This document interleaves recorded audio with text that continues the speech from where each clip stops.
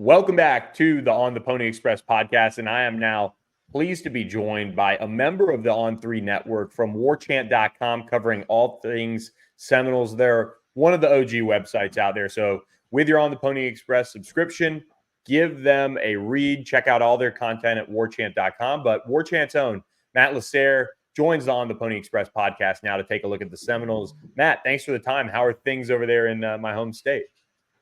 Good, man. Good. I could say the same exact for you. I'm excited to get back home for me to Dallas this weekend. Yeah, for those that don't know, Matt actually went to high school at Frisco Reedy, went to high school with Noel Matthews, and also with Nate Anderson as well. So he's very familiar with the DFW area.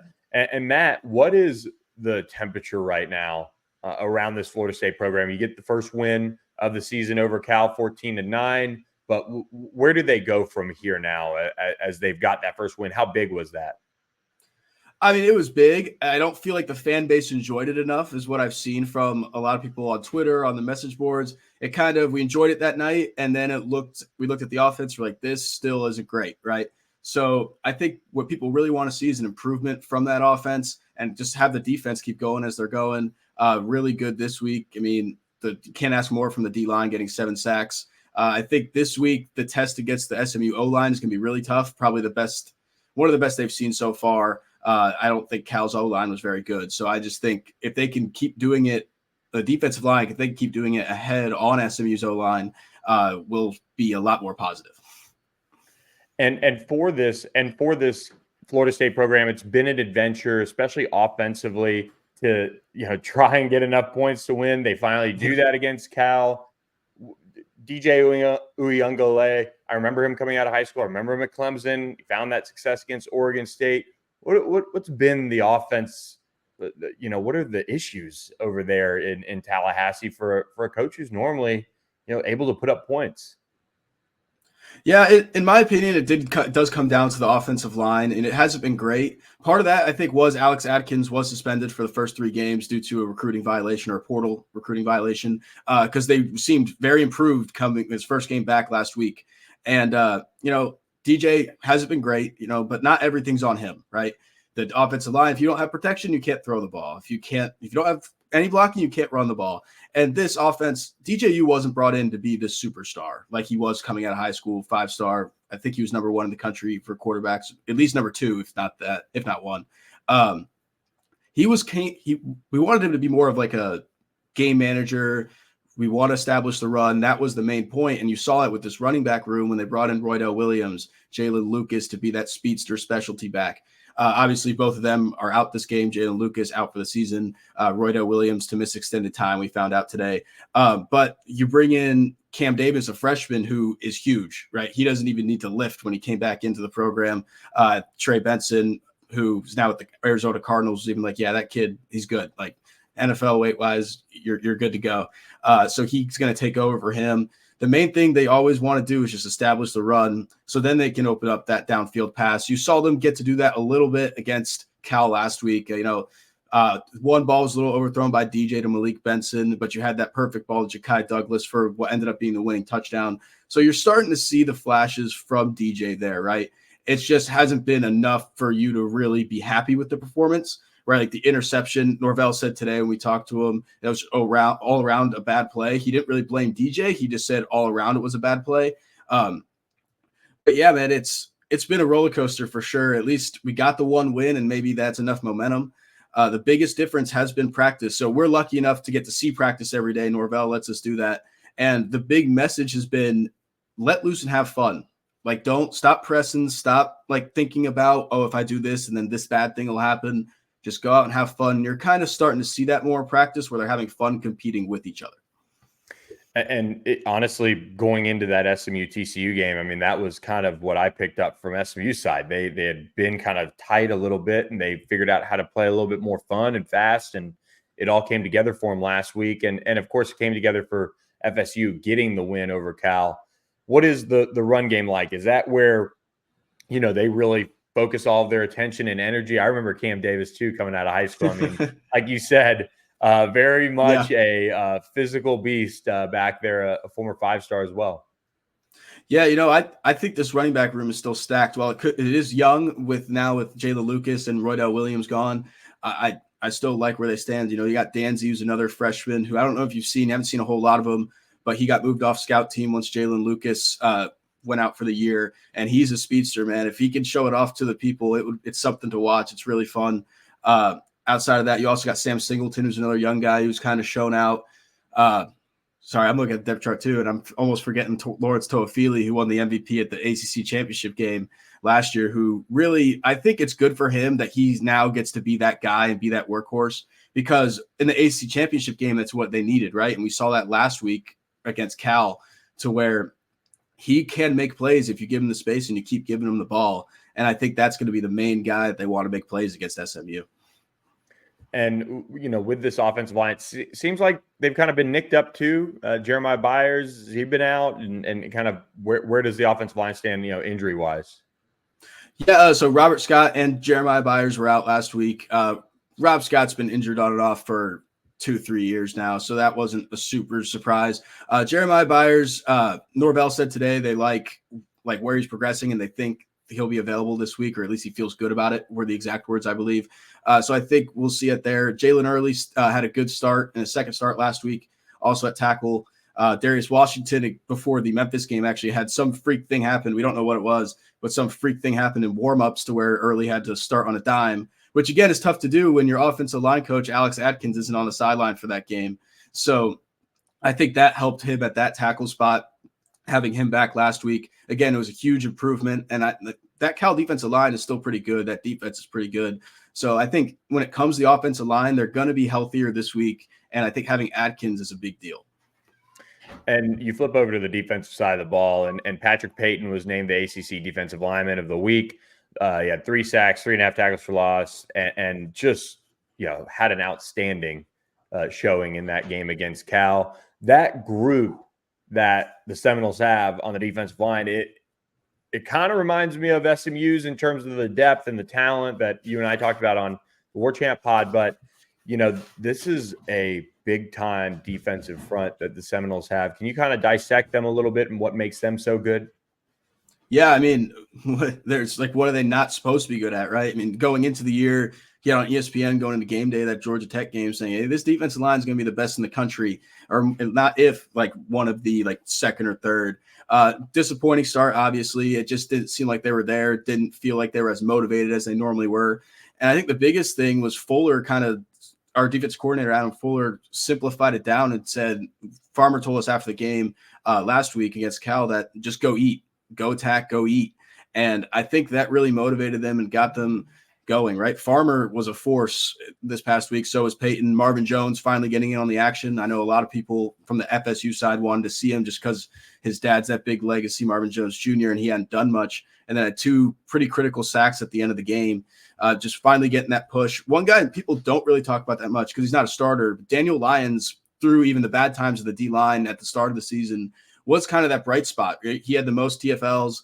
I can't remember if he had a sack or not, but he had the most TFLs.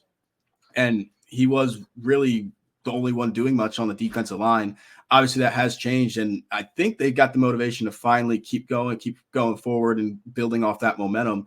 And even Darrell Jackson, a guy who is an athletic freak, right? I think he was on the freaks list at the beginning of the year. He didn't get to play last year due to not getting the waiver, but just a freak that you're waiting to him to really pop. What's that linebacker group like? DJ Lundy, Omar Graham, Cam Riley, DeMarco Ward, and similar to SMU, they play in a 4-2-5 most of the time with a nickel. I mean, what's that linebacker group like for them? Yeah, so that's probably the thinnest group on the defense. It's the one that everyone gets mad about on the message boards about when it comes to recruiting, transfer portal, everything. That's the one people want to get better. But Blake Nicholson, sophomore from California, has really kind of come into his own in his second year in the program. He's gotten a lot of playing time. Adam Fuller even said, I don't want to say he solidified his position, but he's getting the majority of the snaps there. It's been really good. DJ Lundy is someone who was supposed to leave for Colorado in the portal and then came back. That was essential for them just because that was the one experienced guy you had in this defense at linebacker. He hasn't been great in pass. That's one guy you don't want to see in pass coverage, that if SMU does see him out there and wants to throw the ball, it's probably the best time to do it. And then Cam Riley transferred from Auburn, who came in this summer. He had to wait to graduate from Auburn to come, but he has been really good. He's second on the team in tackles, been a really good addition to this team. And lastly, one of my favorites, a Texas kid from Katy, Justin Cryer. He had the first interception of the year for the team came against Memphis, and it was him. And it was a really nice interception, like great catch. He hasn't done a whole lot, but he's someone who I really like as watching him develop and just being like a natural born leader. He's going to be a guy for years to come for Florida State. You know, the secondary for Florida State is another one where some unicorns running around there. Fentrell Cypress, Azariah Thomas. I remember covering Earl Little Jr. in high school as well. He's the nickel. Shaheem Brown's been playing really well at safety. What's the secondary like overall for the Noles, and just what's their style? What's their calling card to the back end?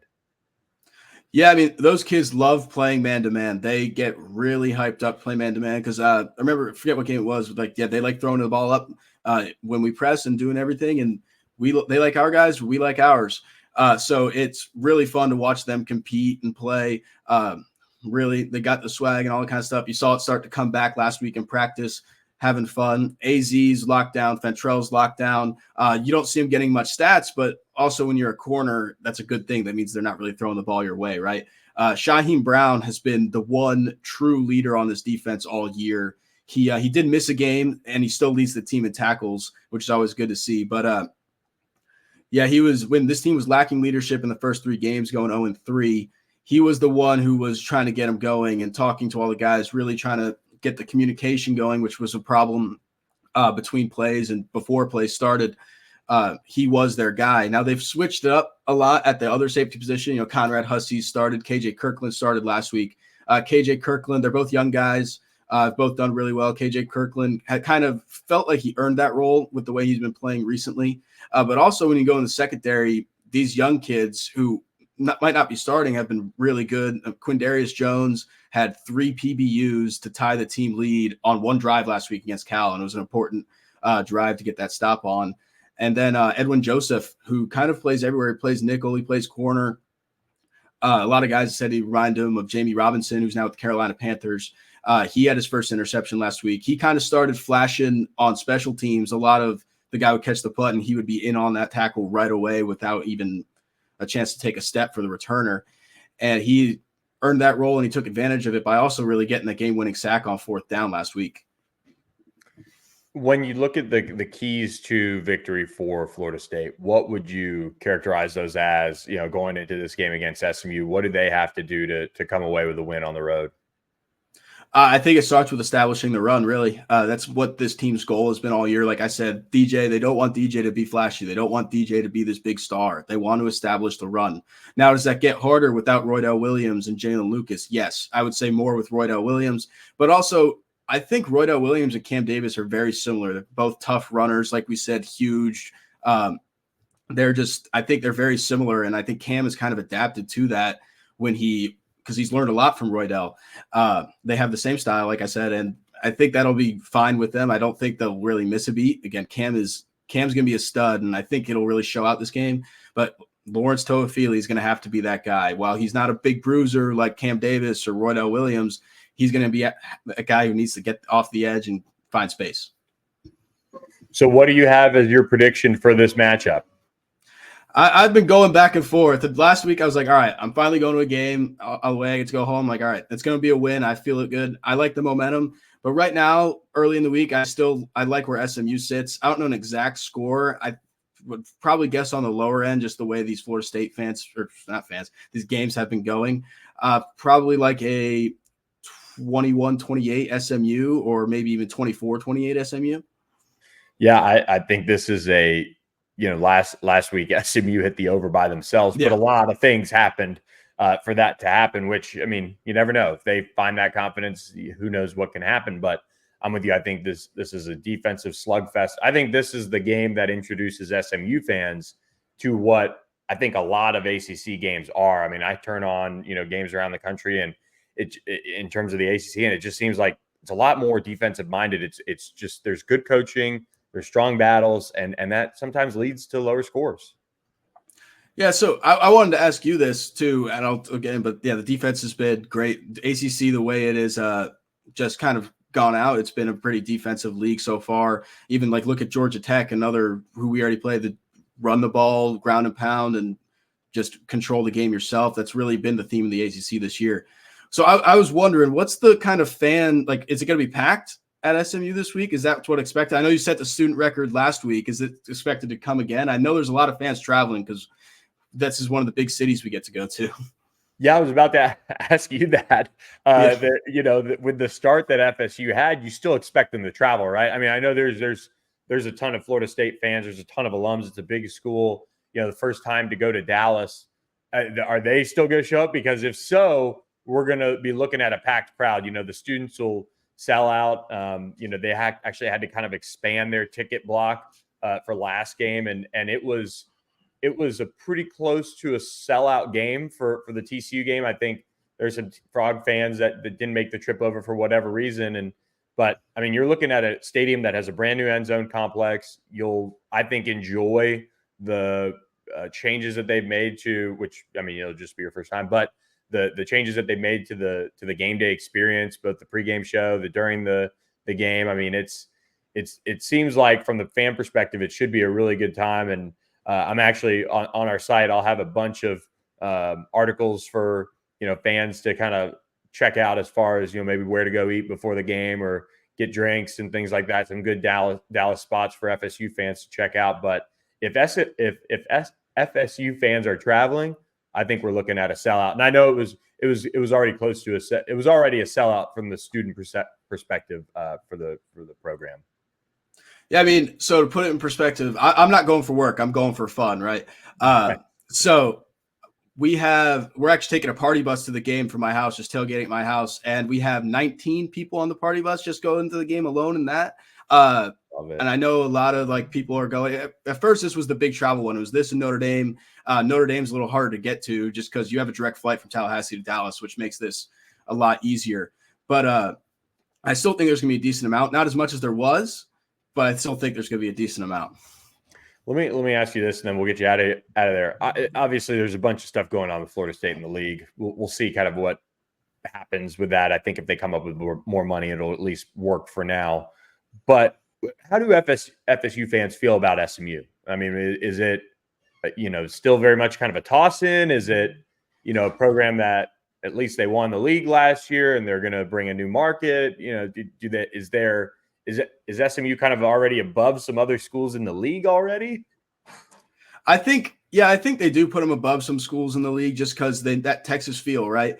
Football, look, we all don't like Wake Forest and all those small schools. We like how SMU has that big time feel. Me being from Dallas, I was everyone's surprised about all the money getting thrown around. I'm like, guys, this has always been a program where if you gave them a big stage, the donors were going to be there and it was going to be game on, right? And I think people see that. I think FSU fans have a lot of respect for that. Good thing you guys got rid of that hill, or else Florida State fans would make fun of it. We make fun of it for Wake Forest all the time. There we go. That settles a big debate on the message boards. A lot of people like it to have their kids, roll down the hill or whatever. But I'll tell you what, I've been in a good number of football facilities, and what they did there is first class all the way. 192,000 square feet of space, which is massive. So should be a good atmosphere. 7 o'clock, ACC Huddle is going to be there. ACC Network and our guys at Warchant are going to have it all covered from the FSU side. So be sure to follow them all. Follow Matt LaSerre and the entire Warchant team over there. They do great work, tons of content all day, every day over there at Warchant. So check them out, SMU fans. And Matt, appreciate the time. Thanks so much for coming on. Thank you for having me. Excited to get down there.